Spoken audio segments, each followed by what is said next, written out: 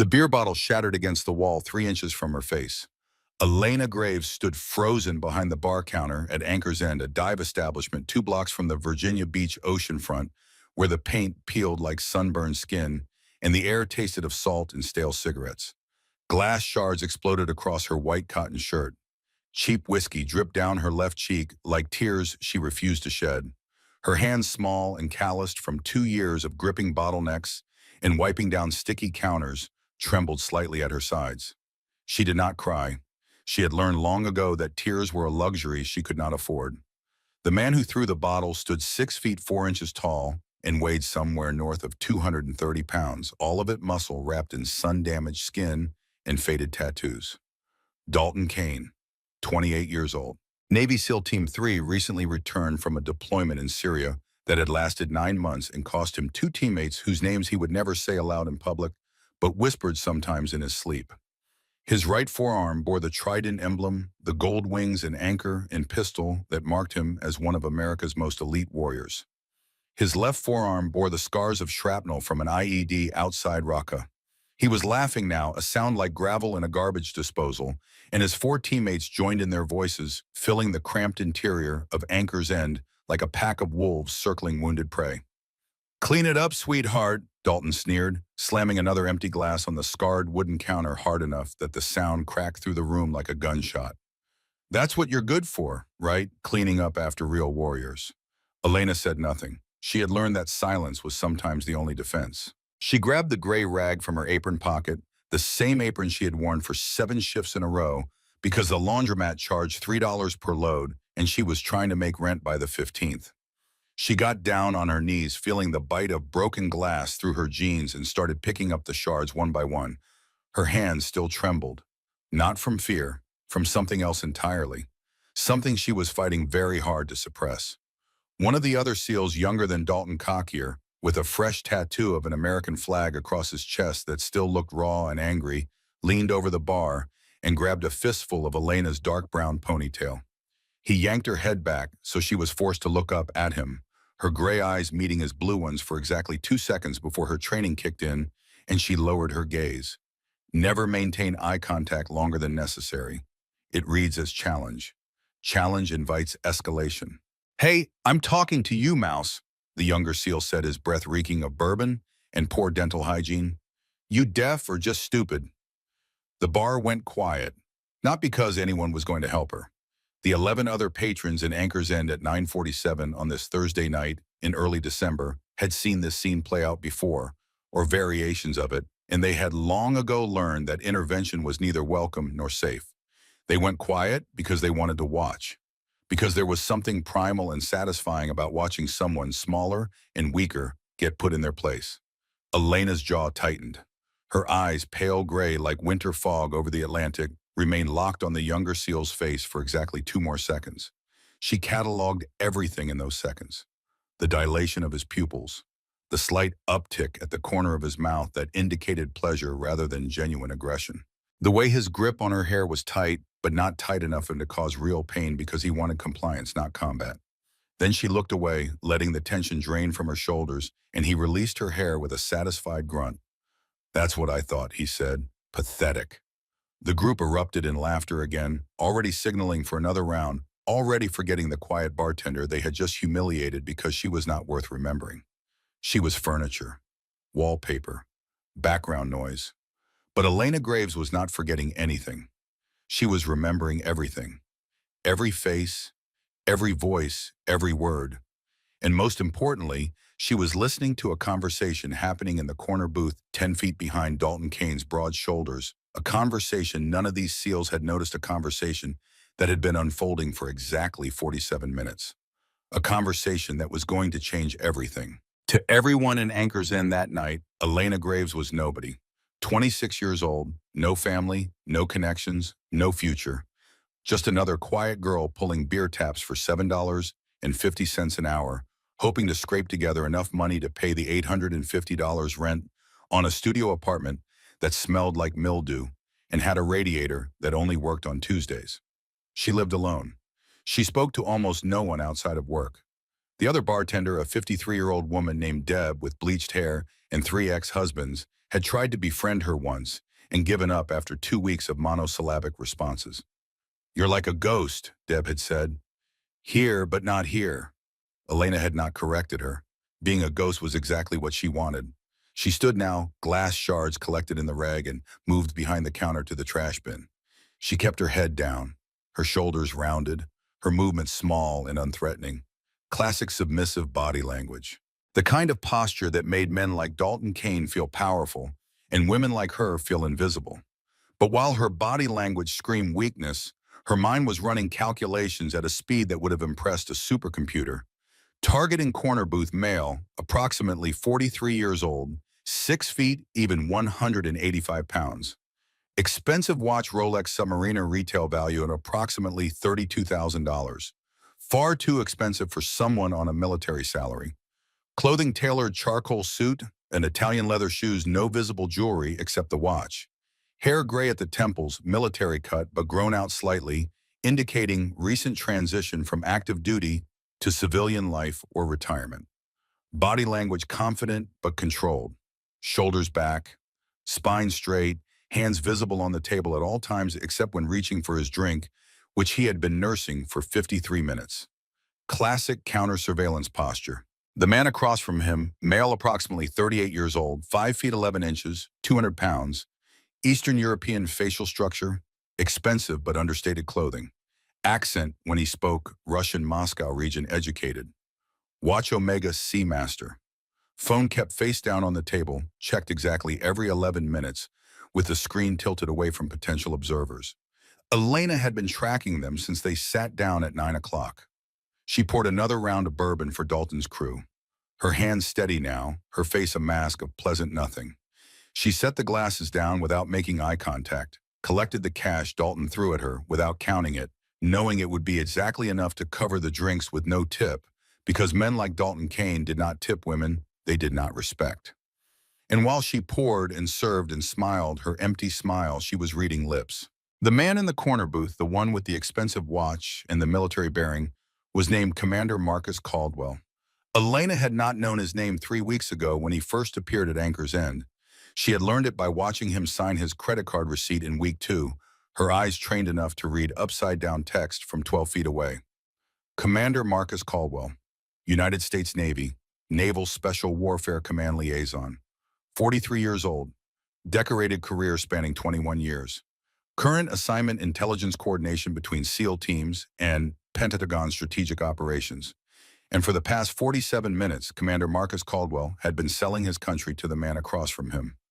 Elena moved to wipe down the bar, her rag making slow circles on the wood, her eyes on her work, her peripheral vision locked on the corner booth. Caldwell's lips were moving. She had a direct line of sight.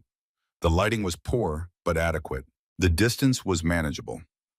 SEAL Team 6 Caldwell was saying, his lips forming the words with crisp military precision. Kandahar region, exfiltration routes through the mountain passes. The Russian's response was too quiet, his lips barely moving, but Elena caught the next exchange. 2 million, Caldwell said.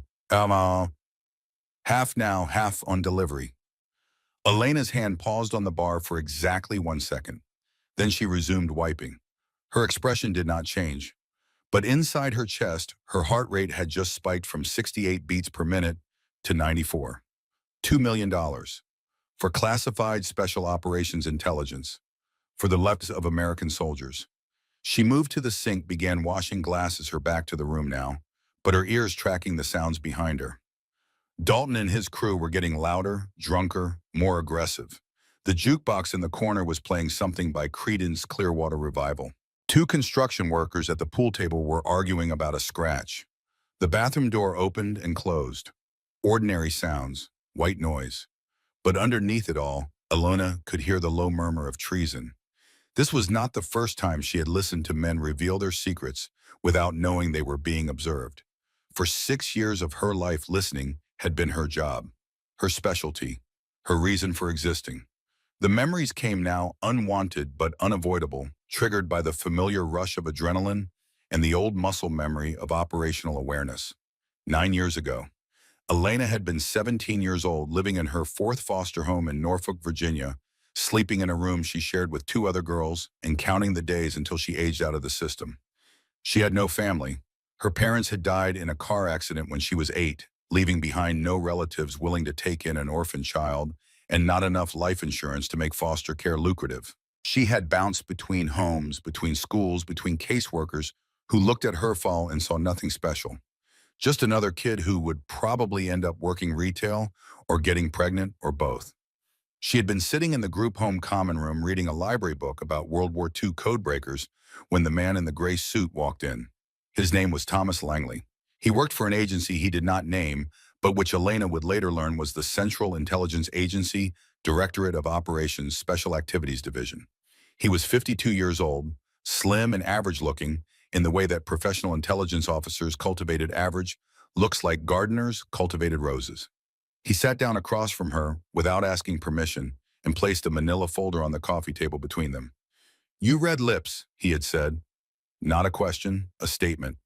Elena had stared at him. She had not told anyone about that particular skill, the one she had taught herself by watching movies with the sound off and then checking her accuracy with subtitles. It was just something she did, a game, a way to pass time. You scored in the 97th percentile on spatial reasoning. Langley continued opening the folder, now revealing pages that appeared to be her school records, her medical records, her entire life reduced to bureaucratic documentation. 99th percentile on pattern recognition. You have an eidetic memory for faces and an innate ability to analyze behavioral cues. You taught yourself Russian from library books because you were bored. He looked up from the folder, his eyes meeting hers, and for the first time in her life, Elena felt like someone was actually seeing her. "How would you like to disappear?" he asked, "and become someone useful?" For the next 6 years, Elena trained in places that officially did not exist. Fort Bragg's Black Site facilities, a compound outside Williamsburg that had no name and no address. Rooms with two-way mirrors and instructors who never gave their real names. She learned to read lips in 7 languages. She learned to identify lies by watching the dilation of pupils, the twitch of fingers, the rhythm of breathing. She learned behavioral analysis, microexpression, interpretation, linguistic pattern, recognition. She learned to hear conversations across crowded rooms. She learned to become invisible while standing in plain sight. She became what the agency called a ghost listener, an operative who could extract information without anyone knowing they were being observed. A human surveillance device. At 23, she was deployed to Prague. Her cover was university student. Her mission was to identify Russian intelligence assets embedded in NATO operations. For 14 months, she worked alone, living in a small apartment in the old city, attending classes she did not need, sitting in cafes and bars and restaurants, listening to conversations that were supposed to be private. She identified 3 moles, one in the Czech Ministry of Defense, one in the German embassy, one in a private military contractor that serviced NATO logistics. The operation was considered a success. Elena was considered exceptional. Her handler, Thomas Langley, submitted her name for commendation. And then on a cold February night in 2023, everything fell apart. The mission had been routine. A meet with her extraction team in a warehouse district outside Prague. She arrived at the rendezvous point at exactly 2300 hours as instructed. Her partner, a field operative named Michael Kincaid, was supposed to be there. Instead, there were 6 men with automatic weapons. Someone had betrayed their location. Someone had sold them out. Michael Kincaid died covering her escape. 3 bullets, center mass. He had pushed her toward the window toward survival and then turned back to buy her time with his life. Elena had run through the warehouse, through the alley, through streets she had memorized for exactly this scenario. She made it to the safe house. She made it to the exfiltration point. She made it out of Prague with a bullet wound in her left shoulder and a trauma that would scar deeper than any physical injury. The CIA extracted her, patched her up in a black site medical facility somewhere in Germany. And then Thomas Langley, her recruiter, her handler, the man who had promised to make her useful, sat down across from her in a sterile white room and said the words that would define the rest of her life. "You're compromised. The operation is burned. We're giving you $10,000 in a new identity. Disappear. Don't contact us. Don't try to come back. As far as the agency is concerned, you never existed." No pension, no protection, no acknowledgement, just a new name, a new social security number, and a Greyhound bus ticket to Virginia Beach. She had been 24 years old. She had given 6 years of her life to her country. She had identified threats and saved lives and done everything asked of her. And when the operation went wrong, when someone in the system betrayed her, the system had thrown her away like defective equipment. For 2 years, Elena had tried to forget. She found the cheapest apartment she could afford. She found the worst job she could tolerate, a job where no one asked questions and no one expected anything. She cut off contact with every person she had known in her old life, which was easy because there were not many people to cut off.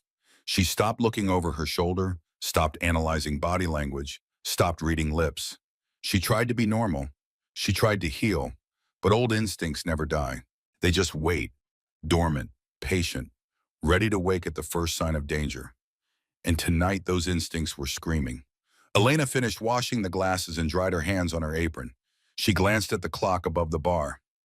10 o'clock. Anchor's End closed at 2 in the morning. 4 more hours of Dalton Kane and his crew. 4 more hours of harassment. 4 more hours of being invisible. But right now she needed to focus, because Commander Marcus Caldwell was reaching into his jacket pocket. Elena moved to refill the peanut bowls along the bar, a task that brought her 3 feet closer to the corner booth. She kept her eyes down, her movements slow and non-threatening. Just another bartender doing her job. Caldwell pulled out a piece of paper. He unfolded it on the table. Even from this distance, even in the poor light, Elena could see that it was a map. Geographic contour lines, grid coordinates, the kind of tactical map used for military operations. The Russian leaned forward, studying it. His lips moved, forming Russian words. Elena caught 3 of them: submarine, patrol, and Pacific. Her blood went cold. This was not just tactical intelligence about troop movements. This was strategic intelligence about naval operations, about submarines, about the kind of information that in the wrong hands could shift the balance of power in contested waters. This was bigger than she had thought, bigger than SEAL team deployments. This was the kind of treason that started wars. Elena's hands began to shake again. She gripped the edge of the peanut bowl to steady them. She needed to think. She needed to decide. Because standing in this bar, watching a decorated naval officer sell American secrets to a Russian intelligence operative, Elena Graves was faced with a choice that would define everything that came next. She could walk away. She could finish her shift. She could go home to her studio apartment and pretend she had seen nothing. She had earned the right to walk away. The CIA had made it clear she did not owe them anything anymore. She did not owe anyone anything. But there were SEALs in this bar, young men like Dalton Kane who were idiots and assholes but who put their lives on the line for their country. There were soldiers deployed overseas right now whose lives depended on operational security. There were families back home who would never know why their sons and daughters did not come home if someone like Marcus Caldwell kept selling intelligence to the enemy. Michael Kincaid had died for this work. He had died because someone betrayed him. Someone like Caldwell, someone who valued money more than loyalty, more than honor, more than the lives they were trusted to protect. Elena set down the peanut bowl. She moved back behind the bar. She pulled out her phone, the cheap prepaid model she had bought at a gas station for $39, and she opened the camera app. She angled it carefully, using her body to block the motion from casual observation, and she pressed record. 30 seconds. That was all she needed. Just 30 seconds of clear footage showing Caldwell and the Russian with the map, with whatever was about to be exchanged. But then Dalton Kane slammed his palm on the counter, the sound like a crack of thunder, making Elena flinch hard enough that her phone nearly fell from her hand. "Hey, Mouse!" Dalton's voice cut through her concentration like a chainsaw. "Another round! You deaf!" The noise drew attention. 3 other patrons looked up. The construction workers at the pool table turned. And in the corner booth, Commander Marcus Caldwell raised his head and looked directly at Elena. For a fraction of a second, something flickered across his face. Not quite recognition, not quite alarm, but calculation, assessment, the look of a trained operative evaluating a potential threat. His eyes swept the room, landed on her phone still in her hand, angled slightly toward his booth, landed on her face, studied her posture, her expression, the tension in her shoulders. And Elena saw the exact moment when he understood. He knew. He knew she was not just a bartender. He knew she was watching. He knew she was listening. Whatever training he had, whatever operational experience made him Commander Marcus Caldwell instead of just another Navy officer, it was screaming at him right now that the quiet girl behind the bar was a threat. The next 3 seconds happened in slow motion, the way traumatic moments always do. The brain is stretching time to capture every detail, because survival depends on those details. The Russian reached inside his jacket. The motion was smooth, practiced the movement of someone who had drawn weapons from concealment many times before. Commander Marcus Caldwell stood abruptly, his chair scraping against the floor, his hand moving to his own jacket. The SEALs at the bar, finally sensing that something was wrong, turned toward the booth, their bodies shifting into combat-ready positions, driven by years of training and deployment instinct. And Elena Graves made a decision that would change everything. She vaulted over the bar counter in one fluid motion, grabbed the nearest beer bottle from Dalton's table and hurled it directly at the overhead light fixture above the corner booth. The bottle connected with the bulb. Glass exploded. The light died. The corner of Anchor's End plunged into shadow, and in that shadow, Elena moved. Low, fast, silent. The way she had been trained to move in rooms where lives depended on not being seen. She closed the distance to the booth in under 2 seconds, sliding beneath the table, her body remembering the muscle patterns, even though her conscious mind had tried to forget them. She came up behind the Russian just as he pulled a compact Makarov pistol from his jacket, the weapon clearing leather, but not yet raised to firing position. Elena's elbow connected with his throat, hard, precise, crushing the cricoid cartilage just enough to disrupt his breathing without causing permanent damage. The Russian dropped his weapon, clattering to the floor, his hands going to his neck as he gagged and wheezed. Commander Caldwell tried to run. He made it exactly 4 steps before Elena swept his legs from behind, using a low kick to the back of his knees that sent him crashing into an adjacent table. Before he could recover, before he could reach for whatever weapon he was carrying, Elena was on top of him, her knee pinning his chest, her hand twisting his right arm up behind his back in a joint lock that would dislocate his shoulder if he struggled. "Don't move," she said quietly. Her voice was steady. Her hands were steady. Everything about her was steady because this finally was the work she had been built for. "Don't even breathe wrong." The bar lights flickered back on. Somebody had found the breaker. 20 people stood frozen, staring at the quiet bartender who had just incapacitated 2 armed men in under 10 seconds. Dalton Kane was standing 3 feet away from her, his mouth hanging open, his bourbon forgotten in his hand. Behind him, his 4 teammates had drawn their own sidearms, SEAL training overriding alcohol, but they did not know where to aim because they did not know who the threat was. Elena did not look at them. She was too busy securing the map that had fallen from Caldwell's jacket. She grabbed it with her free hand, the one not controlling Caldwell's arm, and she shoved it into her own pocket. Then she reached for the Russian's fallen weapon, securing it before anyone else could. Sirens wailed in the distance. Someone had called the police. Probably Deb, the other bartender, who was standing behind the bar with her phone in her hand and an expression of absolute shock on her face. But it was not the police who arrived first. It was a dark blue Ford F-150 pickup truck, 15 years old but meticulously maintained, that pulled up outside Anchor's End exactly 97 seconds after Elena had thrown the bottle. The driver did not turn off the engine. He simply opened the passenger door from the inside and waited. Elena looked at the truck. She looked at Caldwell, still pinned beneath her knee. She looked at the Russian, still gasping on the floor. She looked at Dalton Kane, who was staring at her like he had just seen a ghost, which in a way he had. Elena stood releasing Caldwell but keeping the Makarov pistol pointed at him. She backed toward the door, her movements controlled her eyes, tracking every person in the room for signs of threat. Caldwell was not moving. The Russian was not moving. Dalton and his team were not moving. Everyone in Anchor's End had frozen, caught in the moment between violence and its aftermath. Elena reached the door. She holstered the Makarov in her waistband, hidden beneath her shirt, and she ran to the truck. She threw herself into the passenger seat. The driver accelerated before she had fully closed the door, the truck lurching away from Anchor's End with the deliberate speed of someone who knew exactly how fast to drive to avoid attention while still covering distance. Elena turned to look at the driver. He was an older man, 67 years old, with silver hair, cut military short, and a face lined with the kind of wrinkles that came from decades of hard decisions and harder consequences. He was wearing jeans and a faded Marine Corps sweatshirt. His hands on the steering wheel were steady. She had never seen him before in her life, but somehow impossibly he said her name, her real name, the name she had not used in 2 years. "Hello, Elena," Colonel Garrett Ashford said. "We need to talk." Elena's hand was already on the door handle, her body coiled to roll out of the moving truck if necessary, training overriding exhaustion. "Stop the vehicle. Now." Colonel Garrett Ashford did not slow down. He took a left turn onto Atlantic Avenue, merging smoothly into late-night traffic, maintaining exactly 5 miles above the speed limit. Not fast enough to draw attention, not slow enough to look suspicious. "If I wanted you dead, Elena, you would have died 2 years ago in Prague."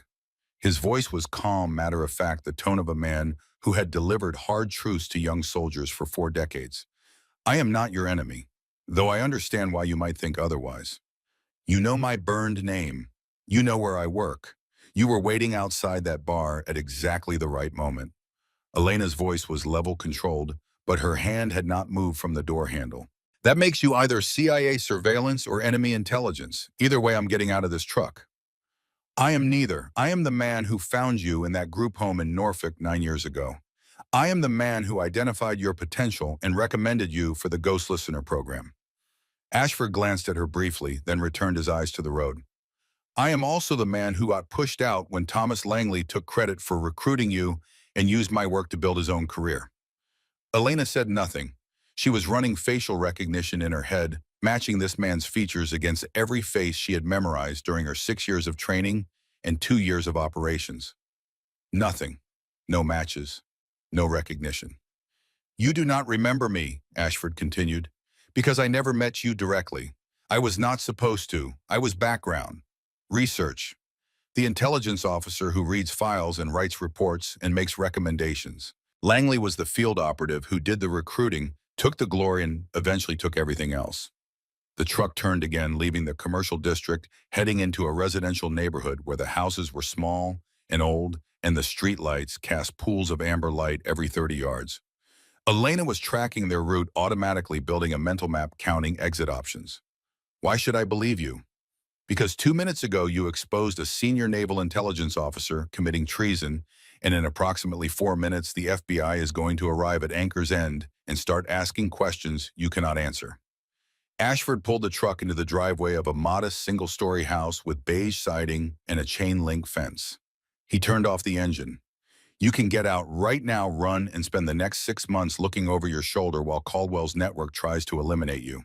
Or you can come inside, let me treat that wound in your side that you think I have not noticed, and listen to what I have to say." Elena looked down. Blood was seeping through her shirt just above her left hip, a dark stain spreading across the white cotton. She had not felt it happen. Probably the Russian's knife, a quick slash when she took him down shallow enough that adrenaline masked the pain. She pressed her hand against it. The bleeding was not arterial, not immediately dangerous, but it needed attention.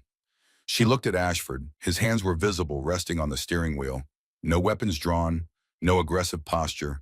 He was waiting patient like a fisherman who had cast his line and knew that pulling too hard would break it. "5 minutes, Elena said. "You talk, I listen.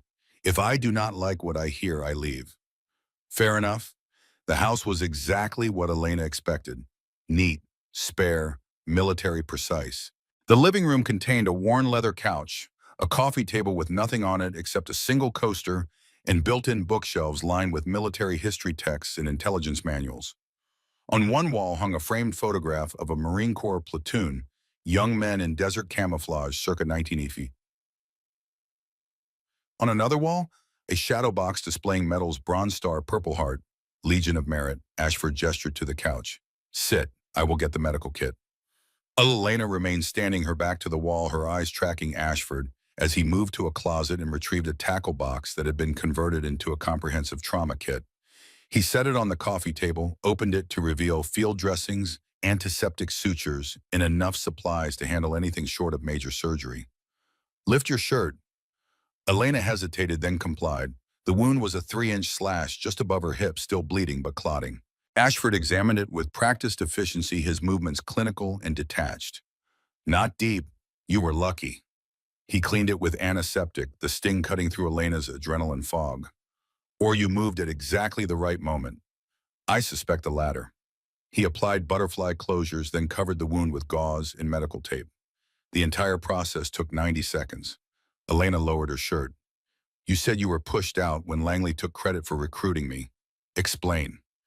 Ashford closed the medical kit and sat down in a wooden chair across from her, maintaining distance, maintaining non-threatening body language. In 2016, I was a lieutenant colonel assigned to Marine Intelligence. My job was to identify potential assets for unconventional operations.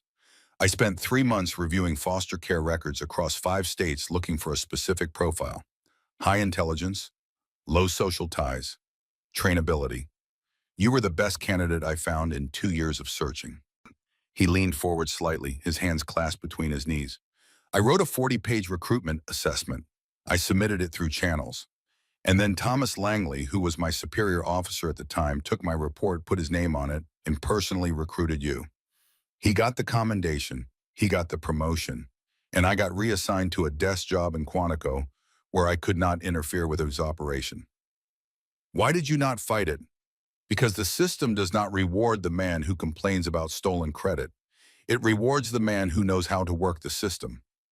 Ashford's voice was bitter, the first genuine emotion Elena had heard from him. And because Langley had friends in places I did not. So I kept my head down, I took my reassignment, and I waited. Waited for what? For Langley to make a mistake. For evidence. For proof of what I suspected from the moment he pushed me out, which was that Thomas Langley was not building a ghost listener program to serve his country. He was building it to serve himself. Elena felt something cold settle in her stomach. Prague. Prague, Ashford confirmed. I had no operational role by then. I was retired. But I still had contacts, friends who owed me favors. And when I heard that a ghost listener operation in Prague had been compromised, that an operative named Michael Kincaid had been killed, and another operative had barely escaped, I started digging. He stood, moved to the bookshelf, and retrieved a folder. Not a manila folder like the CIA used, a simple black binder with no markings. He set it on the coffee table in front of Elena. 18 months of research, financial records that should not exist, communication logs that were supposed to be classified, witness statements from assets I contacted personally. Ashford opened the binder to the first page. Thomas Langley has been selling intelligence for 4 years. He compromised the Prague operation deliberately. He fed your location to Russian intelligence because you and Michael Kincaid were getting too close to discovering his network. Elena stared at the documents. Bank transfers, encrypted communications, photographs of Langley meeting with known foreign intelligence operatives. The evidence was comprehensive, methodical, and damning. Michael died because of him, she said quietly. Yes. And you did nothing. I did everything I could. Ashford's voice was hard now. I submitted this evidence to the FBI, to the CIA Inspector General, to 3 different congressional oversight committees. And every time the investigation went nowhere. Langley has protectors, people who benefit from his network, people who bury investigations before they start. Elena closed the binder. Her hands were shaking again, but this time from rage, not fear. Then why tell me? Why bring me here? If the system will not touch him, what can I possibly do? You can do what I cannot. Ashford met her eyes, and for the first time Elena saw the weight of guilt in his expression. I am an old man with no official standing. I have evidence but no authority. But you, Elena Graves, are a ghost listener who just exposed Commander Marcus Caldwell in the middle of a bar full of witnesses. You have just proven you are still operational, still capable, still willing to act. Caldwell works for Langley. It was not a question. Elena already knew the answer. The pieces were falling into place with horrible clarity. Caldwell is one of 3 senior military officers Langley recruited to his network. They feed him classified intelligence. He brokers it to the highest bidder, Russia, China, sometimes even private military contractors who resell it for profit. Ashford pulled out another document, this one showing organizational charts. Caldwell's specialty is naval operations. The intelligence you saw him passing tonight, the submarine patrol routes, those are worth millions on the black market. And more importantly, they are worth American lives. Elena began pacing her mind, racing through implications and possibilities. The FBI will arrest Caldwell. He will talk eventually. He will give up Langley. No, he will not, because Langley will have him killed before he talks. Probably within 48 hours, maybe sooner. Ashford's voice was grim, and then the investigation dies with him, and Langley walks away clean, and the network keeps operating. Then what do you want from me? I want you to finish what you started. I want you to gather evidence that cannot be buried.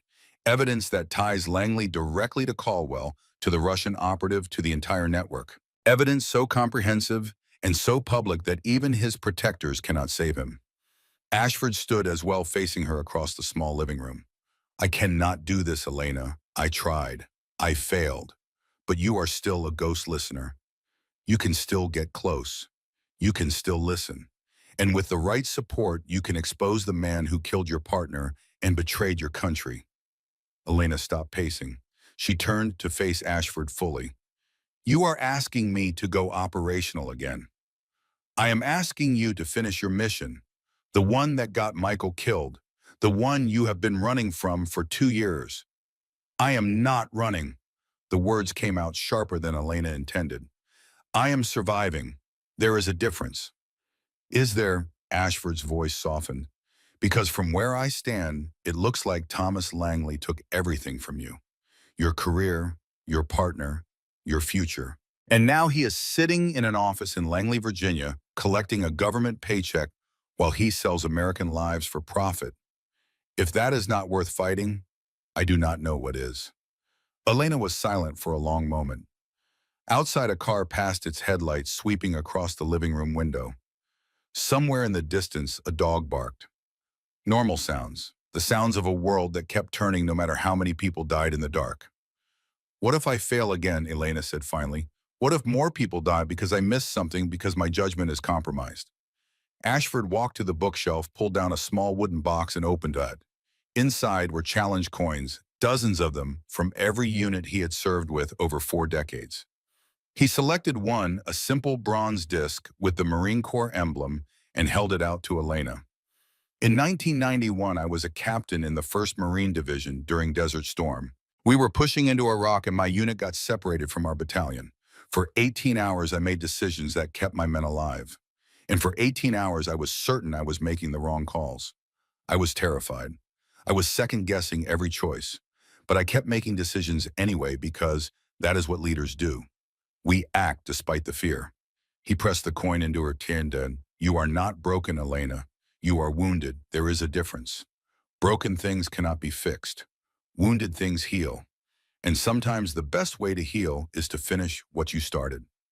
Elena looked down at the coin. It was warm from his hand's solid reel. She closed her fist around it. If I do this, I do it my way. Not the CIA's way, not Langley's way, mine. I would not have it any other way. And you stay in the background. Overwatch. Intelligence support. But you do not go operational. This is my operation. Agreed. Elena took a deep breath. Then I need to know everything. Every detail you have on Caldwell, on Langley, on the network. And I need a plan. Ashford smiled for the first time, a tired smile that made him look older than his 67 years. Come into the kitchen. We have a long night ahead of us. The kitchen table became their operations center. Ashford spread out files, photographs, financial records, communication intercepts. For the next 3 hours, he walked Elena through everything he had learned in 18 months of investigation. Thomas Langley had started small. Low-level tactical intelligence, troop movements, equipment manifests, nothing that would trigger major investigations, but enough to build relationships with foreign buyers. Over time, he had expanded. He recruited 3 military officers, each with access to different types of classified intelligence. Commander Marcus Caldwell handled naval operations. A colonel in the Army's 10th Special Forces Group provided intelligence on counterterrorism operations in the Middle East. A civilian contractor at the Defense Intelligence Agency gave him access to satellite imagery and signals intelligence. The buyers were diverse. Russian military intelligence, Chinese Ministry of State Security, Iranian Revolutionary Guard, even private military contractors who resold the intelligence to warlords and criminal organizations. Langley did not care about ideology, he cared about money. His operational security is excellent, Ashford explained, pointing to a communication log. He uses cutouts, dead drops, encrypted communications that change every operation. I have evidence of his network, but nothing that directly ties him to specific transactions. Nothing that would stand up in court. Then we need to catch him in the act, Elena said. A direct handoff. Him to Caldwell, or him to a foreign buyer, which is nearly impossible. Langley almost never meets his assets in person. He is too careful. Then we make him careless. We force his hand. Elena stood moved to the window, stared out at the dark street. An idea was forming, dangerous and audacious, but it might work. Caldwell is in FBI custody now. Within hours, Langley will know. He will panic. He will want to assess the damage figure, out what Caldwell might reveal, decide whether to cut his losses or try to silence him. That panic creates opportunity. She turned back to Ashford. I need to return to Anchor's End tomorrow. I need to act like nothing happened. Like I am just a bartender who got lucky stopping a bar fight. The FBI will interview me. I give them the truth, but only part of it. I saw two men fighting. I intervened. I did not know who they were or what they were doing. They will not believe you, Ashford said. Your takedown was too professional, too precise. They will believe I was a victim who fought back. Self-defense training. Maybe I took some classes after a bad experience. It is plausible. Barely. But all I need is 48 hours before they start digging deeper into my background. And what happens in those 48 hours? Langley will reach out to Caldwell's network. He will try to clean up the mess. And when he does, I will be listening. Ashford studied her for a long moment. That is a very thin plan. It is the only plan we have. Over the next 6 hours, they refined the strategy. Ashford would provide surveillance support monitoring FBI communications to track the investigation's progress. He would also reach out to his remaining contacts in military intelligence, building a secondary evidence package that could corroborate whatever Elena uncovered. Elena would return to her life, cover her role as the invisible bartender. But this time she would be hunting. At 7 in the morning, Ashford drove her back to within 2 blocks of her apartment. Before she got out of the truck, he handed her a prepaid cell phone. My number is the only one programmed in. If you need extraction, call. If you need backup, call. If you just need someone to confirm you are not crazy, call. Elena took the phone. Why are you doing this? Really, it is not just about Langley. It is not just about the evidence. Ashford was quiet for a moment. Then he said, because I put you in that system. I identified you. I recommended you. And when Langley betrayed you, I did nothing. I watched a young woman get burned, abandoned, and thrown away, and I told myself I was being strategic, that I was waiting for the right moment to act. But the truth is I was a coward. He looked at her directly. This is my chance to make that right, not just for you, for Michael Kincaid, for every asset Langley betrayed. This is about honor, Elena, something Langley forgot a long time ago. Elena nodded slowly. She understood honor. She understood debt. She understood that some things had to be finished, no matter the cost. I will call when I have something.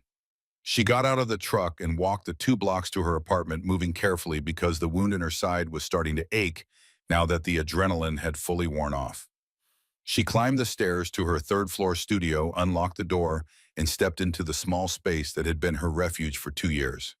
It felt different now, smaller, like a cage she had been hiding in rather than a home. Elena showered, changed the bandage on her wound, and put on clean clothes. Then she lay down on her bed and stared at the ceiling, her mind replaying the past 8 hours, Caldwell's moment of recognition. Ashford's sudden appearance, the weight of a mission she had thought was over. She should have been exhausted. Instead, she felt awake, alert, alive in a way she had not felt since Prague. At 11 in the morning, her apartment buzzer rang. Elena checked the peephole. 2 people in suits, federal agents. She had expected this. She opened the door. Elena Graves. The woman was early 40s, dark hair pulled back in a severe bun, FBI credentials already out. I am Special Agent Patricia Hammond. This is my partner, Special Agent Robert Chen. We would like to ask you some questions about last night's incident at Anchor's End. Elena stepped back, letting them enter. Of course, though I am not sure how much help I can be. It all happened so fast. They sat in her small living area, Hammond on the single chair, Chen standing by the door, classic interview positioning. Elena sat on her bed, keeping her posture open, non-defensive. You work at Anchor's End as a bartender, is that correct? Yes, 2 years. Last night you physically subdued 2 men, one of whom was armed. Can you explain how a bartender managed that? Elena had rehearsed this. I took self-defense classes. After I was assaulted 3 years ago, I did not want to feel helpless again. She made her voice smaller, vulnerable. When I saw the gun, I just reacted. I did not think. Hammond's expression softened slightly. I understand. That must have been frightening. Can you describe what happened before the physical altercation? For the next 40 minutes, Elena gave them the carefully edited version. She had been serving drinks. 2 men in the corner booth had been talking quietly. Dalton Kane and his friends had been rowdy. She had heard raised voices, seen movement, thrown a bottle to break up what she thought was a fight. It was plausible? Barely. Hammond clearly had doubts, her questions probing for inconsistencies. But Chen seemed more sympathetic, perhaps seeing Elena as a victim who got lucky. Commander Caldwell claims you stole classified documents from him during the altercation, Hammond said. A map. Do you have it? Elena met her eyes directly. I do not know what he is talking about. I saw a piece of paper fall. Maybe it got swept up when the police came. I was pretty shaken up. Hammond studied her for a long moment. Elena kept her breathing steady, her expression confused but cooperative. Finally, Hammond stood. We will need you to come to the field office later this week for a formal statement. Do not leave the area. Of course. Hammond paused at the door. For your information, the second man you subdued has been identified as Viktor Sokolov, Russian GRU operative. He had diplomatic cover at their embassy in D.C. This is now an international incident. She looked at Elena with something that might have been respect. You stopped something very serious last night, Miss Graves, whether you realize it or not. After they left, Elena waited 30 minutes, then left her apartment and walked to a library 6 blocks away. She used a public computer to search for news about last night. Local news had picked up the story. Naval officer arrested in Virginia Beach, bar altercation. No details about espionage. No mention of Russian intelligence. The FBI was keeping it quiet. Good. That meant the investigation was ongoing. That meant Langley did not know yet how much evidence the FBI had recovered. Elena returned to her apartment and waited. She cleaned. She organized her sparse belongings. She did not allow herself to think about Michael Kincaid or Prague, or the fact that she was about to step back into a world that had nearly destroyed her. At 6 in the evening, her work phone rang. It was Deb, the other bartender. Elena? Thank God. Are you okay? The news said you were questioned by the FBI. What the hell happened? I am fine, Deb. Just some guys fighting, wrong place, wrong time. Well, listen, the bar is closed for a few days while the police finish their investigation. But the owner wants you back as soon as we reopen. He says you are a hero. Elena almost laughed at that. Hero, if only Deb knew. Thanks, I will be there. She hung up and stared at Ashford's phone. 3 days until Anchor's End reopened. 3 days for Langley to make his move. 3 days to prepare for whatever came next. Elena went to her closet and pulled out a box she had not opened in 2 years. Inside were the only possessions from her old life she had kept. Michael Kincaid's challenge coin from his SEAL team. A photograph of them together in Prague, both smiling, both believing they were invincible. And a small notebook where she had recorded everything she remembered about the night he died. She also pulled out the map she had taken from Caldwell's jacket. She had slipped it to Ashford during the drive to his house, a smooth handoff in the truck that the FBI would never know about. He had photographed it, documented it, and returned it to her for safekeeping. Evidence outside official channels. Insurance in case Langley's network tried to bury the investigation. She opened the notebook. Read her own handwriting. The details she had documented with ghost listener precision. The warehouse. The ambush. The men who had killed him. And at the bottom of the last page, a single sentence she had written in the hospital while recovering from her gunshot wound. Someone will answer for this. Elena closed the notebook. She looked at herself in the small mirror hanging on her bathroom door. Gray eyes, tired face, the face of a woman who had tried to disappear and failed. "All right," she said quietly. "Let us finish this." 3 days passed like a held breath. Elena returned to Anchor's End on a cold Monday evening in late December, the sky already dark at 6 o'clock, the wind coming off the Atlantic with enough bite to make her pull her jacket tighter as she walked from the bus stop. The bar looked the same from the outside, same peeling paint, same neon sign flickering uncertainly, same smell of stale beer and cigarette smoke seeping through the walls. But everything had changed. The owner, a man named Rick Donovan, who spent more time at his beach house than managing his business, met her at the door with an expression somewhere between gratitude and fear. He was 62 years old, overweight, wearing a golf shirt that had been expensive once but now showed its age. "Elena, Jesus, you all right?" The FBI was here for 2 days going through everything. They took security footage receipts, everything. He ran a hand through his thinning hair. "Look, I do not know what those guys were doing in my bar, and I do not want to know. But you stopped something, Finn. The cops said so, thank you." Elena nodded, said nothing, let him fill the silence. "Anyway, we are opening back up tonight. Light crowd probably. People are nervous, but Deb is already here setting up, and I figured you would want your regular shift. Unless you need more time off, I would understand." "I am fine," Elena said. "I need to work." What she meant was, I need to be here when Langley makes his move. But Rick heard what he wanted to hear, which was that she needed the money, which was also true.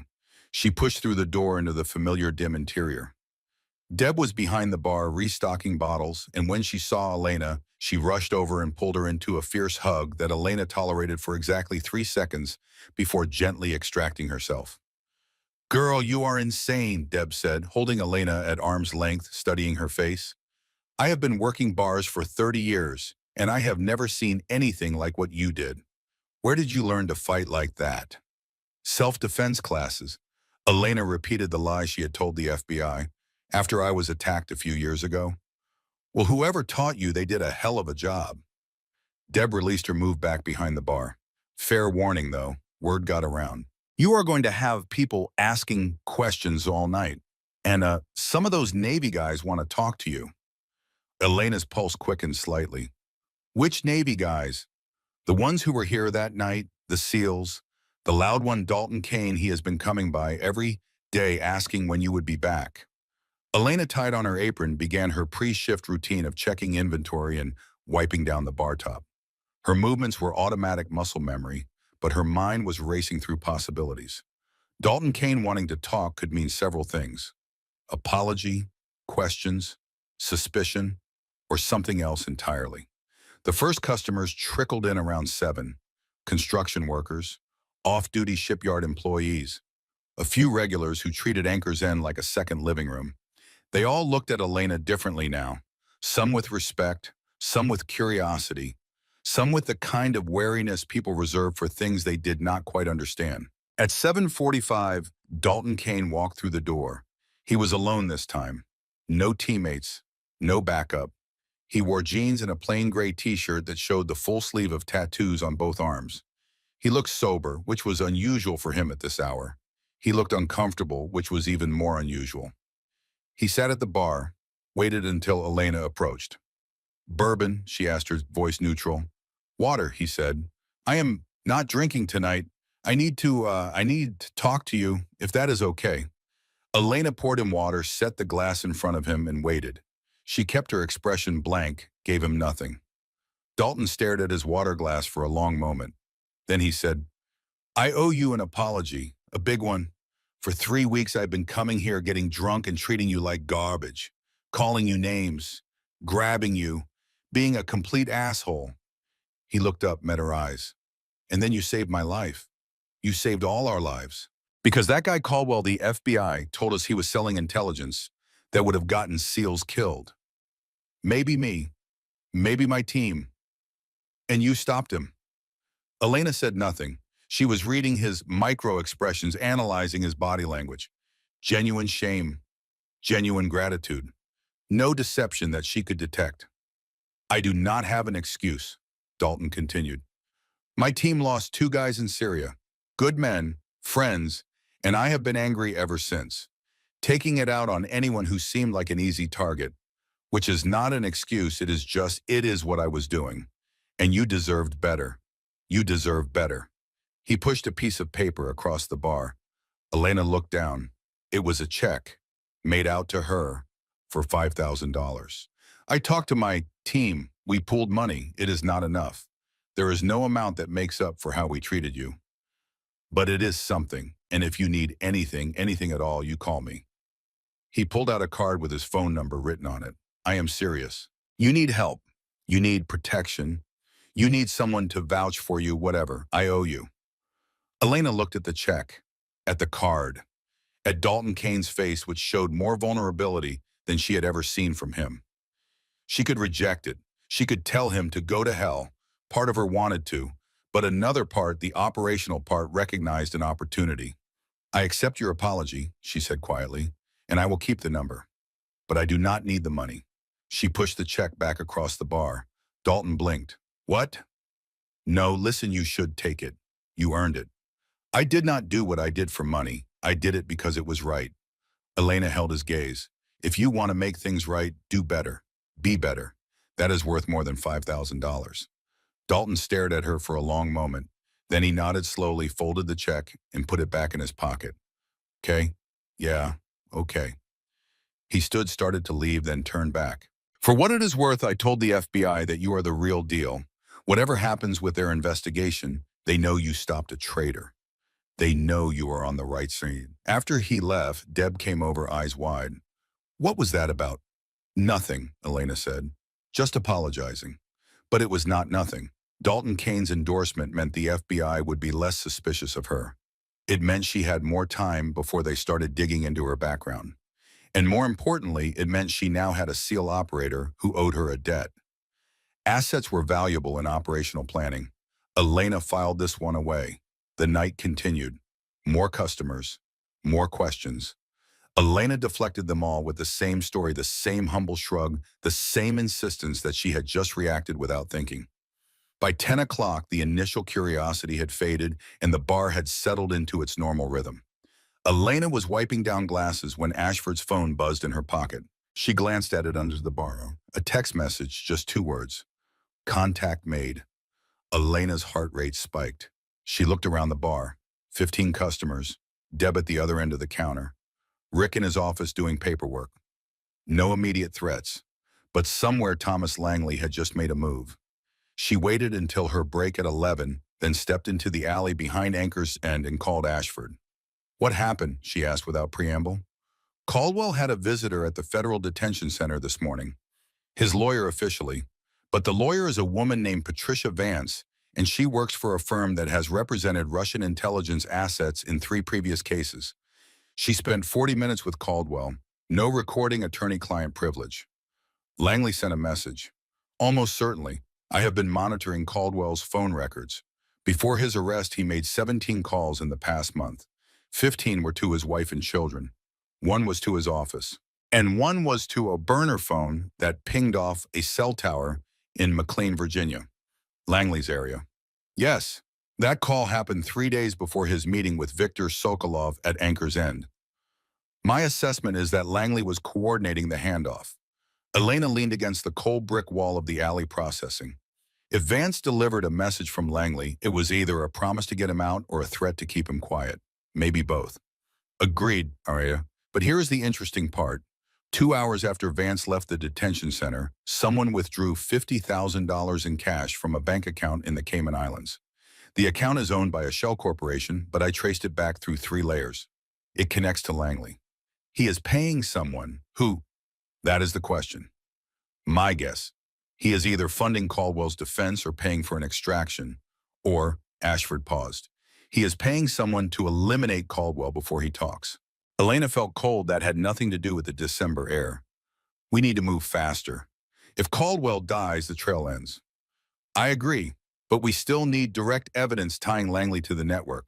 Everything I have is circumstantial. A good lawyer would tear it apart.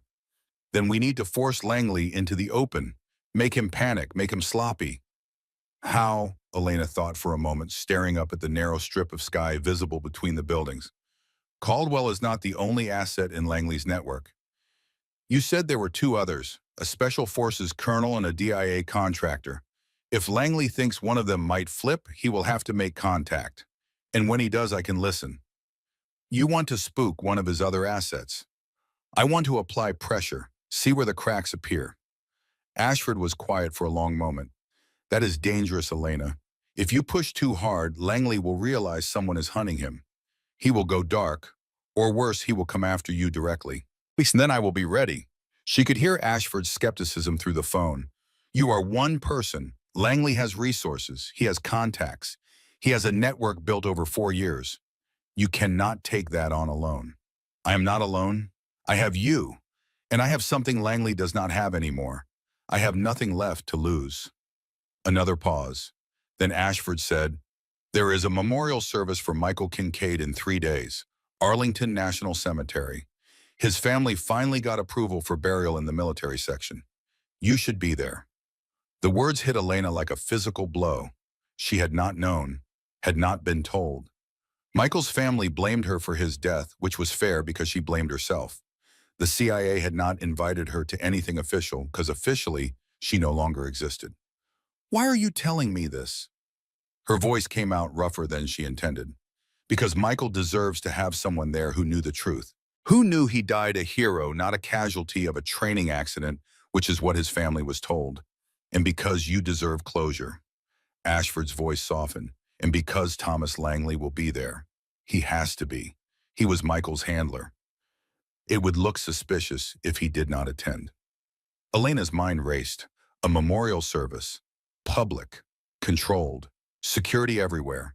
And Langley would be there playing the part of the grieving handler, shaking hands, offering condolences, maintaining his cover. I will be there, she said. Elena, I was not suggesting you approach him. I was just saying you should pay your respects. I know what you were saying, and I am telling you will be there. She hung up before Ashford could argue. She stood in the alley for another minute, breathing the cold air, letting it clear her head. Then she went back inside to finish her shift. The next 2 days passed in careful preparation. Elena researched Arlington National Cemetery's layout. She studied photographs of Thomas Langley, not the official CIA portrait, but candid shots from various functions, learning his mannerisms, his gait, his tells. She planned approach vectors, exit routes, contingencies. On the morning of the service, she dressed in black. Simple dress, dark coat, nothing that would draw attention. She took 2 buses to Arlington, arriving an hour early, and walked the grounds memorizing the terrain. The service was scheduled for 11 o'clock at a graveside in Section 60, where America buried its recent war dead. Elena stood at a distance, partially hidden by an oak tree, and watched as people arrived. Michael's family, his mother gray-haired and hollow-eyed, his father a retired Army sergeant standing rigid as stone, his younger sister 23 years old crying quietly into a tissue. Elena wanted to go to them, wanted to tell them the truth, wanted to say that Michael had died protecting his country from a traitor, not in some meaningless training accident. But she stayed where she was, because the truth would destroy them even more than the lie. More people arrived, military officers, intelligence personnel in civilian clothes. And then at 10:55, a black sedan pulled up and Thomas Langley stepped out. He looked exactly as Elena remembered, 52 years old, average height, average build, wearing an expensive dark suit and a somber expression that was absolutely perfect for the occasion. He moved through the crowd, shaking hands, offering quiet condolences, playing his role flawlessly. Elena watched him, studied him, saw no cracks in his facade. The service began. A chaplain spoke words about sacrifice and duty. An honor guard fired a 21-gun salute. Taps played across the cold December air. Michael's mother wept. His father saluted the flag-draped coffin. And Thomas Langley stood with his head bowed, looking appropriately grief-stricken, while Elena's rage built with every passing second. When the service ended, people began to disperse. Elena waited. She watched Langley say final words to Michael's family, watched him walk back toward his sedan. And then she stepped out from behind the tree and intercepted him on the path. Agent Langley. He turned, his professional smile already forming, and then froze as he recognized her. For exactly 2 seconds, his mask slipped. Elena saw shock, then calculation, then something that looked almost like fear. But he recovered quickly, the smile returning, wider now, welcoming. Lena Graves, my God, I heard you were in Virginia Beach, but I never expected to see you here. He glanced around, checking who might be watching. No one was close enough to hear. How have you been? I heard about the incident at the bar. Quite impressive work. You killed him, Elena said quietly. You set up the Prague operation. You fed our location to Russian intelligence, and you killed Michael Kincaid to cover your tracks. Langley's expression did not change.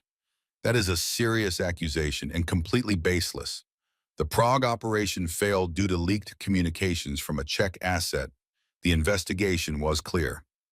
The investigation was a cover-up. I know about Caldwell. I know about your network. I know you have been selling classified intelligence for 4 years. Elena stepped closer, her voice dropping even lower. And I am going to prove it. Now Langley's smile faded completely. He looked at her with eyes that were suddenly cold, calculating, completely devoid of the false warmth from a moment before. You were a good operative, Elena, one of the best ghost listeners I ever trained. But Prague damaged you. Everyone knows that. You have PTSD, paranoia. You see conspiracies where there are none. His voice was gentle, pitying, the tone of someone talking to a confused child. If you start making wild accusations, people will assume you have had a breakdown. They will feel sorry for you, but they will not believe you. I am not the only one investigating you. Aren't you? Langley glanced around again, then back to her. If you had real evidence, you would have gone to the authorities already. Instead, you are confronting me at a funeral, making threats you cannot back up. That tells me you have nothing. Elena held his gaze. I have Caldwell. I have his phone records. I have the map he was selling. And I have 47 minutes of recorded conversation between him and a GRU operative. That is not nothing. For the first time, genuine concern flickered across Langley's face. The FBI has that evidence, not you, and it does not connect to me. Not yet, but when Caldwell realizes he is facing life in prison, he will make a deal, and he will give you up. No, Langley said simply, he will not. The certainty in his voice made Elena's blood run cold. She understood immediately. Caldwell was not going to testify, because Caldwell was not going to survive long enough to testify. You are going to have him killed. Langley said nothing. He did not need to. His silence was confirmation enough. That will not stop this, Elena said. You trained me too well. I know how you think. I know how you operate. And I am going to take you down. No, Elena, you are not. Langley's voice was firm now, almost paternal. You are going to go back to your bar. You are going to pull beers and wipe counters and try to rebuild whatever life you can manage. Because if you continue this, if you push this any further, I will have no choice but to treat you as a threat to operational security. And you know what happens to threats. It was not a metaphor. It was a direct threat. Elena understood perfectly. If she did not back off, Langley would have her killed the same way he was going to have Caldwell killed, the same way he had killed Michael. She should have been afraid. She should have stepped back, reassessed, found another way. But standing there in Arlington National Cemetery, 10 feet from where Michael Kincaid was being laid to rest, Elena felt something stronger than fear. She felt purpose, clarity, the absolute certainty that some fights were worth dying for. You made a mistake, she said quietly, when you betrayed me in Prague, when you had Michael killed. You thought you were eliminating a problem. But what you actually did was create someone with nothing left to lose. Someone who knows all your techniques because you taught them to her. Someone who is not afraid of you anymore. She leaned in close enough that only he could hear her next words. I am a ghost, Thomas. I am invisible. I am patient, and I am coming for you. She walked away before he could respond, her heart pounding, adrenaline flooding her system. That had been reckless, dangerous, possibly stupid. She had revealed her hand, given Langley warning, and painted a target on her own back. But she had also accomplished something important. She had rattled him. She had forced him to react. And people made mistakes when they were rattled. Elena made it to the cemetery entrance before Ashford's phone buzzed. She pulled it out, saw a message. You just made a scene with Langley. Multiple witnesses. What the hell were you thinking? She looked around, spotted Ashford's truck parked across the street. She crossed over, got in the passenger seat. I was thinking that I needed to see his reaction. I needed to confirm he was planning to eliminate Caldwell, and I needed to make him panic. Congratulations. You succeeded, and now he knows you are hunting him. Ashford's voice was tight with controlled anger. That was not part of the plan. The plan was not working. He has too much protection, too many layers. The only way to get to him is to force him into making a move he has not prepared for. Or force him into eliminating you first. Then we need to work faster. Ashford started the truck, pulled into traffic. For several minutes, neither of them spoke. Then he said, there may be a way, high risk, possibly suicidal, but it might work. Tell me. Langley's second asset, the one at Defense Intelligence. His name is Robert Millerson, civilian contractor, access to satellite imagery and signals intelligence. He has been feeding Langley classified data for 3 years. I have been watching him for 6 months, building a profile. Ashford handed Elena a folder. She opened it, saw surveillance photos, financial records, behavioral analysis. Millerson has a weakness, Ashford continued. His daughter, 16 years old, good student, plays soccer, wants to go to Georgetown. He is paying for her private school education with the money he makes from Langley. He is convinced he is doing it for her future. Elena saw where this was going. You want me to approach him? Make him think his daughter is in danger. I want you to make him choose. His loyalty to Langley versus his daughter's safety. If he thinks Langley's network is collapsing, if he thinks his daughter will find out what he has done, he might flip. He might give us what we need. That is psychological warfare against a civilian. That is what ghost listeners do, Ashford said flatly. You find the pressure point and you apply leverage. I am not asking you to hurt his daughter. I am asking you to make him believe his choices have consequences. Elena stared at the file. She had done this before, in Prague, in training. She had manipulated assets, exploited weaknesses, done whatever the mission required. But that was before she understood how people like Langley abuse that same skill set for profit. If I do this, she said slowly, Millerson's life is destroyed. Even if he cooperates, even if he gets immunity, his family will know what he did. His daughter will know. That is a permanent wound. Yes, just like Michael Kincaid's death was a permanent wound. Just like every soldier who died because of intelligence Langley sold was a permanent wound. Ashford's voice was harsh. You want to take down a traitor, this is what it costs. Not just you, not just him, everyone. Elena closed the file. She thought about Michael, about the SEALs Caldwell's intelligence would have killed, about every asset in Langley's network who would keep selling American lives if someone did not stop them. Where does Millerson live? Bethesda. He drives his daughter to school every morning at 7:30, soccer practice on Tuesdays and Thursdays at 4:15. He works from home 3 days a week. I need 48 hours to prepare. You have 24. Caldwell's bail hearing is tomorrow. If Langley is going to eliminate him, it happens in the next 36 hours. We are out of time. Elena nodded. 24 hours. She could work with that. That night, she did not go back to Anchor's End. She called in sick, which Deb accepted without question, because Elena never called in sick, so it must be serious.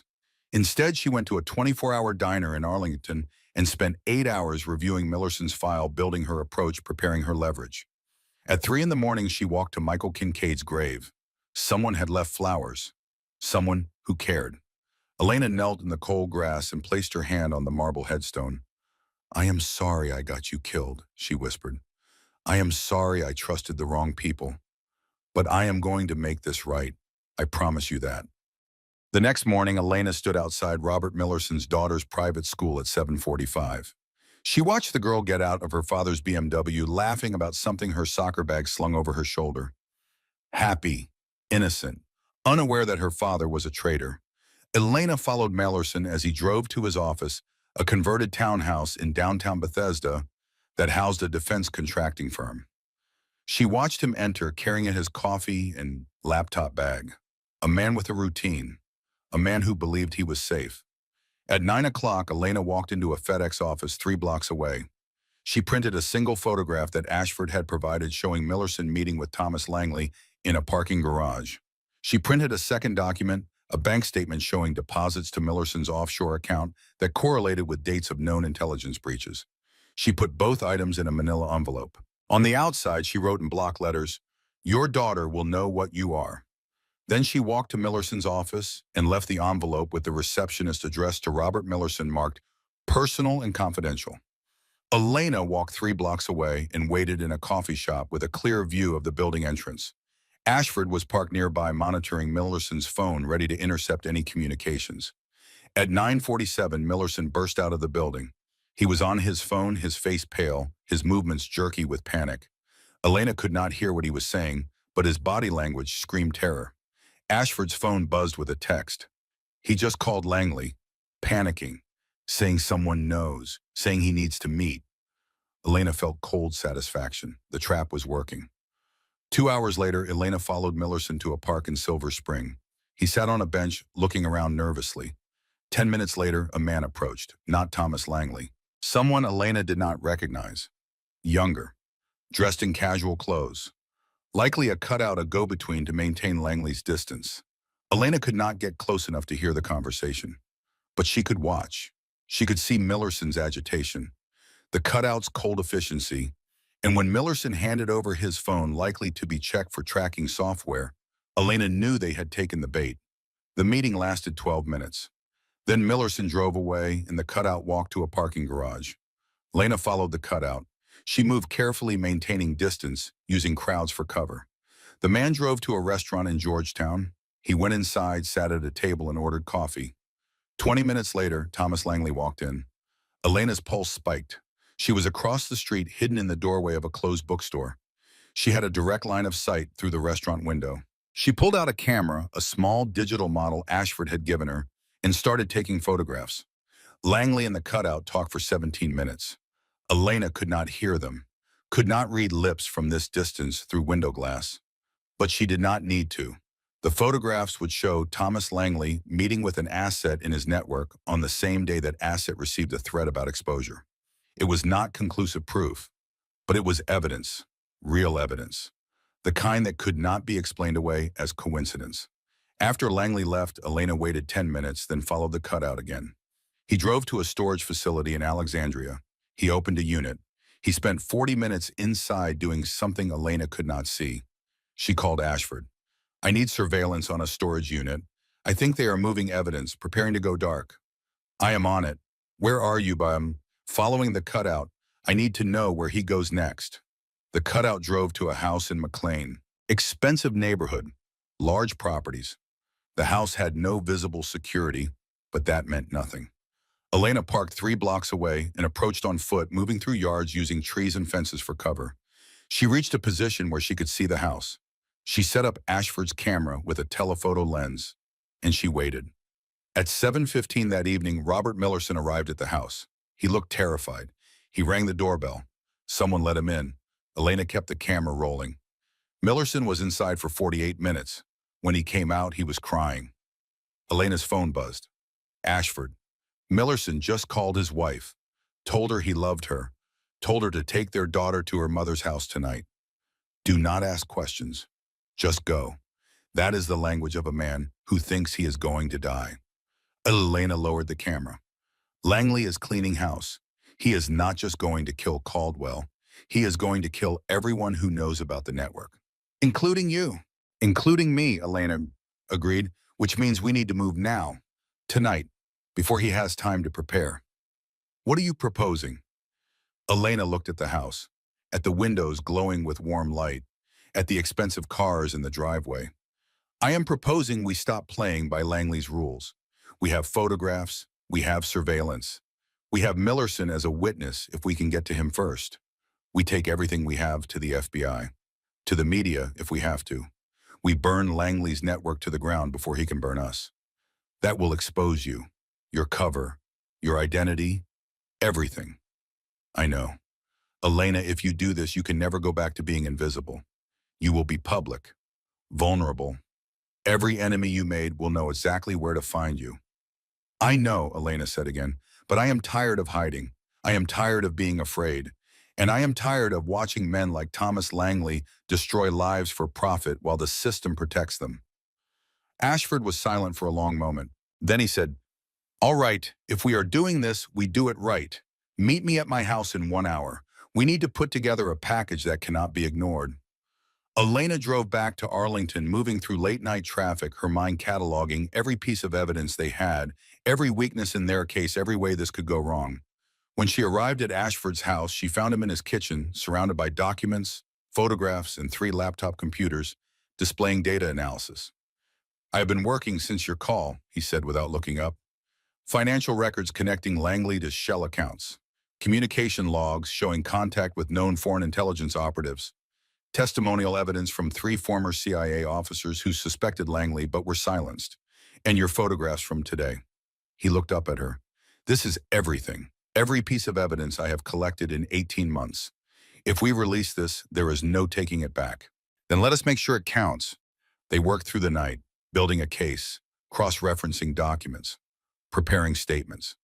At 4 in the morning, they had a complete evidence package that would destroy Thomas Langley's career, dismantle his network, and likely send him to federal prison for the rest of his life. At 4:30, Ashford's phone rang. He looked at the number, then at Elena. "It is Agent Hammond, the FBI. She does not call unless it is urgent." He answered on speaker. "This is Ashford. Colonel, I need to speak with Elena Graves immediately. It is about Commander Caldwell." "I am here," Elena said. "Miss Graves, I am calling to inform you that Commander Marcus Caldwell was found dead in his cell 2 hours ago. Apparent suicide. He hanged himself using a bedsheet." Hammond's voice was tight with controlled anger. "But I do not believe it was suicide. I believe he was murdered. And I believe it is connected to what you saw in that bar." Elena felt ice spread through her chest. Who had access to his cell? "That is what I am trying to determine. But I need your help. I need everything you know about what happened in that night. Everything you saw, everything you heard. No more partial stories. The truth." Elena looked at Ashford. He nodded. "I will tell you everything," Elena said, "but not over the phone and not at FBI headquarters. Somewhere public. Somewhere safe. Why are you in danger? Yes, and so are you if you keep investigating this. The person behind Caldwell is Thomas Langley, CIA Directorate of Operations. He has been running an espionage network for 4 years. He had Caldwell killed, and he will kill anyone who gets close to proving it." Silence on the other end of the line. Then Hammond said, "That is an extraordinary allegation. I have extraordinary evidence. Meet me at the Lincoln Memorial in 1 hour. Bring backup. Bring your supervising agent. And bring a very large evidence bag because you are going to need it." Elena hung up. She looked at Ashford. "This is it. Once I hand this over, everything changes." "Elena, are you sure? Once the FBI has this, you lose control. This becomes their investigation. Their case. You become a witness, not an operator." "Good. I do not want to be an operator anymore. I want Thomas Langley in prison. I want Michael's death avenged. And I want to sleep at night without dreaming about Prague." She picked up the evidence package they had spent the night preparing. "Let us finish this." The Lincoln Memorial at dawn was cold and nearly empty. Elena stood at the base of the steps, the evidence package in a waterproof bag, and watched as 2 FBI vehicles pulled up. Agent Hammond got out along with a man Elena recognized from news coverage as the FBI Deputy Director for National Security. They were taking this seriously. Good. Hammond approached slowly, her hand near her weapon, her eyes scanning for threats. "Miss Graves?" "Agent Hammond, thank you for coming. Before we go any further, I need to know. Are you armed?" "No." "Are you here alone?" "Colonel Garrett Ashford is providing overwatch from a vehicle approximately 200 yards away. He is retired Marine intelligence.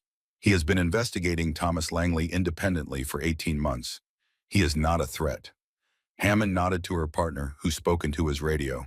Then she looked back at Elena. "All right, you said you have evidence." Elena handed her the waterproof bag. "Everything is in there: financial records, communication logs, surveillance photographs from yesterday showing Langley meeting with another asset in his network, testimonial statements, and the full story of what happened in Prague 2 years ago when Langley betrayed a classified operation and got my partner killed. Hammond opened the bag, looked inside, her expression hardening as she saw the volume of documentation. This will take days to process. You have days, but Robert Millerson does not. He is the defense intelligence contractor who has been feeding Langley classified satellite data. Yesterday, I sent him a message that his activities were discovered. Last night, he met with Langley. This morning, he called his wife and told her to take their daughter and hide. He thinks Langley is going to kill him. Where is Millerson now? I do not know, but I know where he lives. And I know Langley will make a move soon, probably today. The deputy director stepped forward. Miss Graves, if what you are saying is true, this is one of the most serious counterintelligence breaches in 20 years. We will need you to make an official statement. We will need you to testify. I will do whatever you need, but you need to move fast. Langley is cleaning house. Caldwell is dead. Millerson is next. And I am probably on his list too. Hammond pulled out her phone, made a call. I need a protective detail at this location. Subject is a witness in a counterintelligence case. Highest priority. She hung up. Miss Graves, we are going to take you into protective custody for your own safety. No, I have spent 2 years hiding. I am done with that. I will cooperate. I will testify. But I am not going into custody. Elena, Ashford's voice came through the earpiece Elena was wearing, connected to the phone in her pocket. Accept the protection. This is not the time for pride. She almost smiled. He was right, as usual. Fine, protective custody, but I want updates. I want to know when you arrest Langley. I want to see this finished. You will, Hammond said. I promise you that.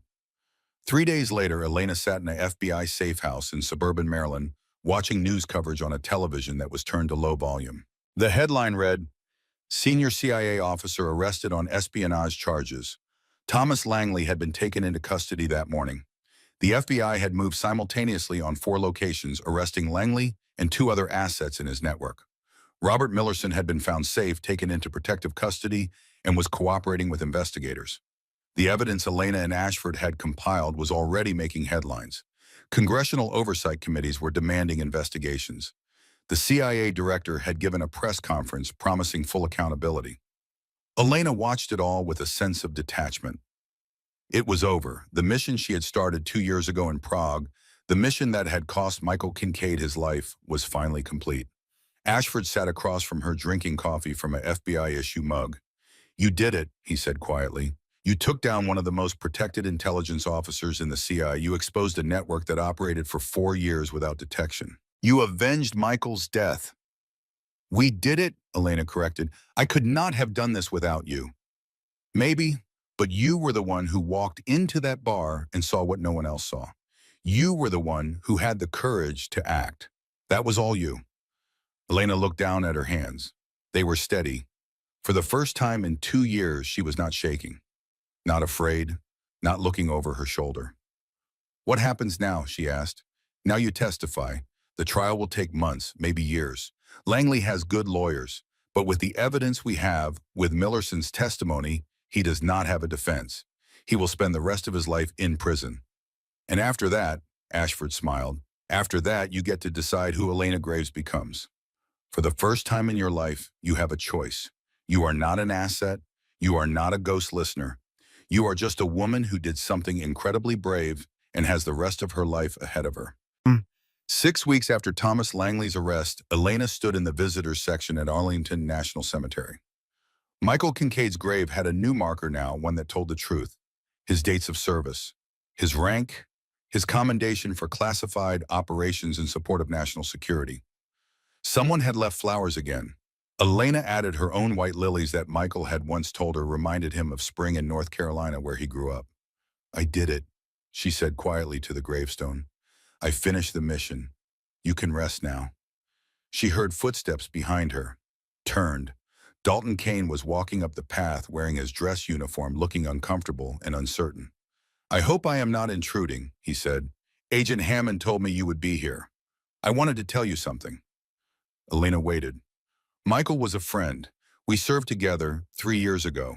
When I heard the truth about how he really died, about what you did to bring down the people responsible, he paused. He would be proud of you, and I'm grateful I got to see real strength in action.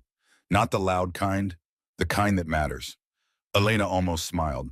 You were an asshole to everyone. Yeah, I was. I'm working on that. Dalton pulled out a card. I know you are done with intelligence work, but if you ever need anything, if you ever want someone to watch your back, my offer stands. No questions asked. Elena took the card. Thank you. That means something. After Dalton left, Elena stood alone for a few more minutes. Then she walked back through Arlington to the entrance where Ashford was waiting in his truck. Ready, he asked. Ready. They drove to a small office building in Alexandria. Elena had signed the lease 2 weeks ago using money from a victim compensation fund the CIA had provided as part of their settlement for her unlawful termination. The office was small, 2 rooms, but it had a good view and enough space for what she planned. The sign on the door read, Tidewater Security Consulting. Inside, 3 desks were set up, one for Elena, one for Ashford, who had agreed to come out of retirement to help her build the business, and one for their first employee, a former analyst Ashford had recruited who specialized in financial intelligence. It is not much, Elena said, looking around the empty office. But it is ours. It is a start, Ashford agreed, and sometimes a start is all you need. Elena moved to the window, looked out at the street below. Ordinary people doing ordinary things, going to work, getting coffee, living lives that were not built on secrets and lies and betrayal. She had spent 9 years invisible, a ghost, moving through the world without leaving a trace. But standing here now in this office that belonged to her, doing work that she chose, Elena Graves felt more real than she had ever felt in her life. 2 weeks into running Tidewater Security Consulting, Elena received an email that made her blood run cold. The address was unfamiliar, but the subject line stopped her hand over the delete button. You don't know me, but Agent Langley recruited me. Elena stared at the screen. Then she opened it. My name is Claire Brennan. I'm 22 years old. 6 months ago, Thomas Langley approached me at my university. He said I had exceptional potential for a classified program that could let me serve my country in ways most people never could. I was honored, excited. I signed preliminary paperwork. Then I saw the news about his arrest, about the espionage charges, about everything he did. I don't know what to do. I don't know who to trust anymore. But I saw your name in all the articles. You're the one who stopped him. Maybe you can help me understand what I almost became, what he almost made me into. Elena read the email 3 times. She saw herself at 17 in every word, sitting in that group home, desperate for purpose, vulnerable to predators who dressed up exploitation as patriotism. She hit reply and typed, Claire, come to my office tomorrow at 2 p.m., 1247 King Street, Alexandria. You have a choice I didn't have. Let me help you make the right one. When Claire Brennan walked through the door the next afternoon, Elena saw exactly what she expected. A young woman with intelligent eyes and slouched shoulders carrying the weight of a decision she hadn't yet made. Anglo-Saxon features, probably from a difficult background. Exactly the profile Langley hunted. Thank you for seeing me, Claire said quietly, sitting across from Elena's desk. I didn't know where else to go. He told you that you could be useful, Elena said. It was not a question. Claire nodded.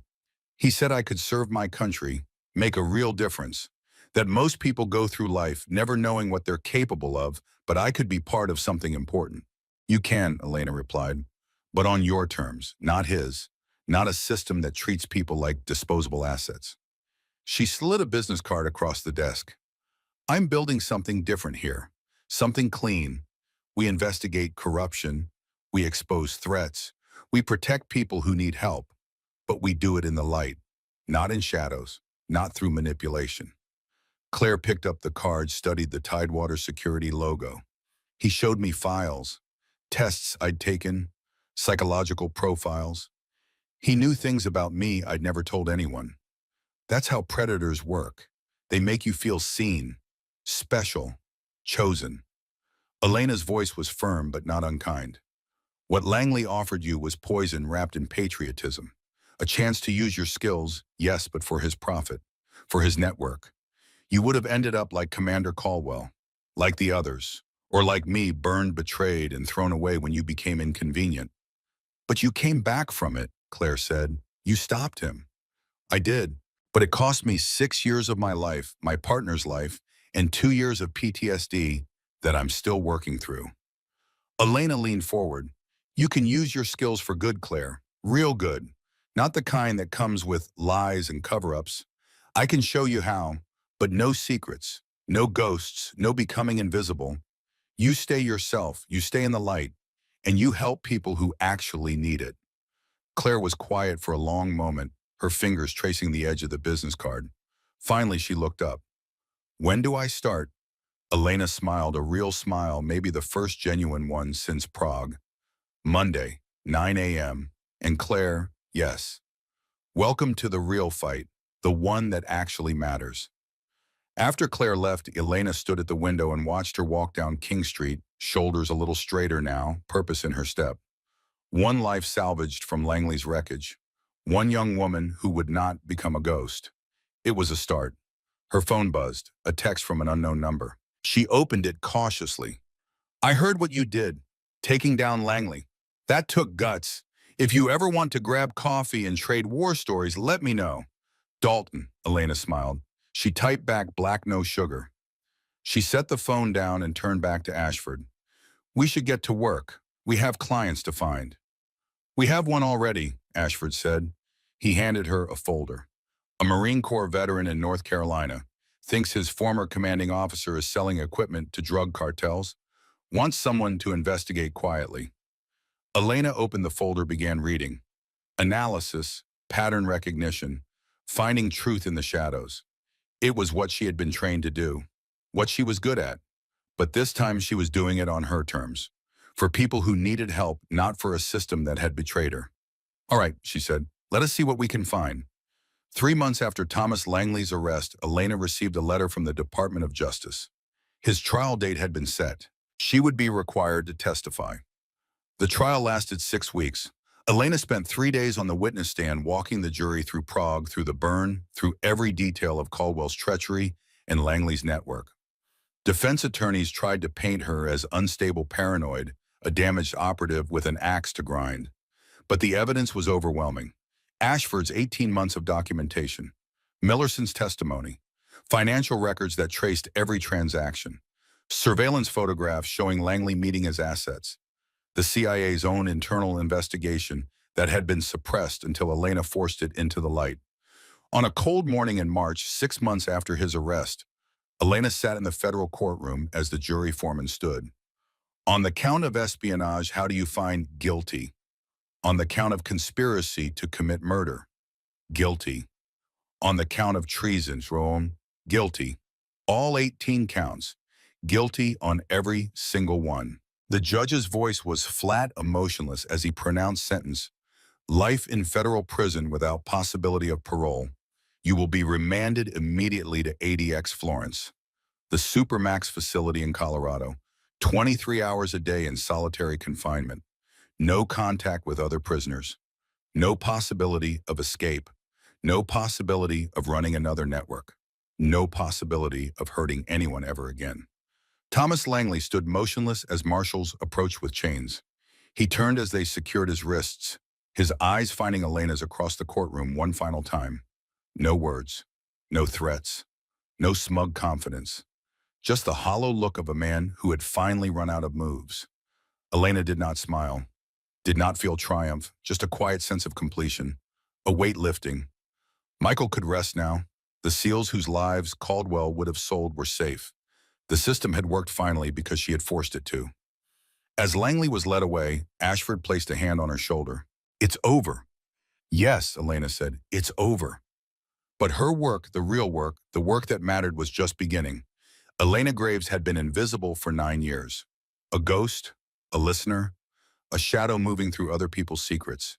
Now she was something else, something better. She was herself, finally, completely honestly herself. And that was enough.